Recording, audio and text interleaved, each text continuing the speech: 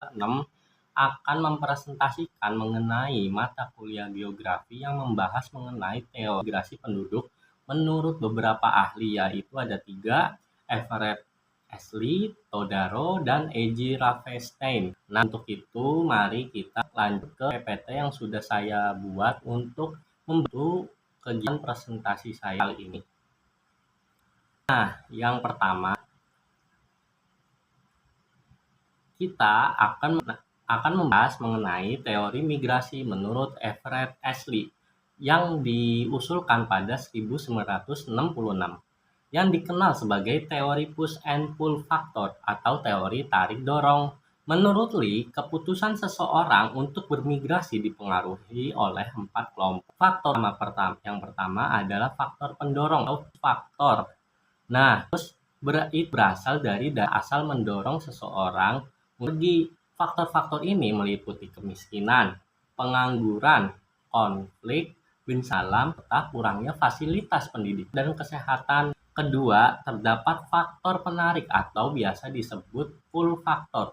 Di daerah tujuan yang menjadi daya tarik bagi calon migran ini bisa berupa peluang kerja yang lebih luas, tingkat upah yang lebih tinggi, fasilitas publik yang lebih memadai, stabilitas politik, dan keamanan serta kualitas hidup yang lebih baik. Selain itu, juga terdapat faktor penghalang migrasi atau yang disebut intervening obstacle yang menjadi hambatan dalam proses perpindahan seperti biaya migrasi tinggi, kendala administratif seperti visa kerja, jarak geografis yang serta informasi tentang daerah tujuan. Keempat, Lee juga menekankan bahwa faktor pribadi seperti usaha, pendidikan, dan keberanian individu juga turut mempengaruhi keputusan untuk bermigrasi. Teori ini yang memberikan kerangka yang berkomprehensif dalam memahami dinamika migrasi manusia.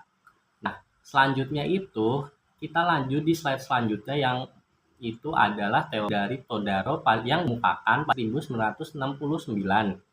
Yang dikenal sebagai ekonomi migrasi, yang menjelaskan bahwa keputusan untuk bermigrasi didasarkan pada pertimbangan ekonomi rasional. Menurut Todaro, seseorang memutuskan berpindah tempat setelah pertimbangan keuntungan yang bisa diperoleh. Satu faktor utama yang mengaruhi keputusan ini adalah adanya perbedaan pendapatan yang diharapkan atau yang biasa disebut expected income antara daerah asal dengan daerah tujuan.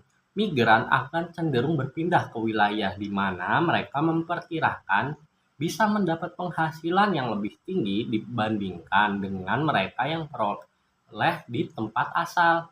Menariknya, teori ini juga menjelaskan bahwa migrasi tetap terjadi meskipun tingkat pengangguran di kota sangat tinggi karena calon migran lebih fokus pada ekspektasi di masa depan, bukan pada kondisi ketenagaraan saat ini. Dengan kata lain, migrasi dianggap sebagai bentuk investasi pribadi di mana individu bersedia menanggung resiko demi potensi imbal hasil ekonomi yang lebih baik.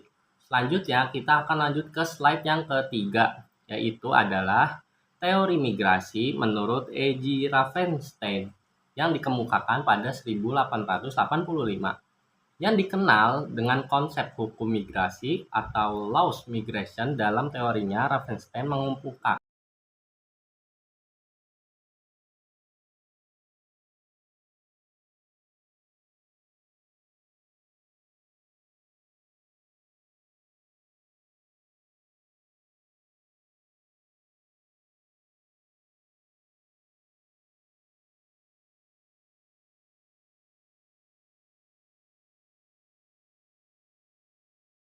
pada 1885 dikenal dengan konsep hukum migrasi atau laws of migration. Dalam teorinya, Ravenstein mengemukakan bahwa sebagian besar migrasi dilakukan dalam jarak pendek. Artinya, migrasi itu cenderung bersifat lokal atau regional karena lebih mudah dilakukan dan membutuhkan biaya yang lebih rendah. Selain itu, proses migrasi umumnya terjadi secara bertahap, tidak langsung dari desa ke kota besar, melainkan melalui tahapan-tahapan seperti dari desa ke kota kecil, kemudian ke kota yang lebih besar. Ravenstein juga menyatakan bahwa dalam setiap arus migrasi selalu terdapat arus balik atau counterflow, yaitu perpindahan kembali sebagian migran ke daerah asalnya. Arus balik ini biasa terjadi karena berbagai alasan seperti ketidakcocokan dengan lingkungan baru, kegagalan yang memperoleh pekerjaan, atau keinginan untuk kembali berkumpul dengan keluarga. Teori inilah yang menjadi dasar awal dalam studi migrasi modern karena menyoroti pola dan dasar dalam mobilitas manusia.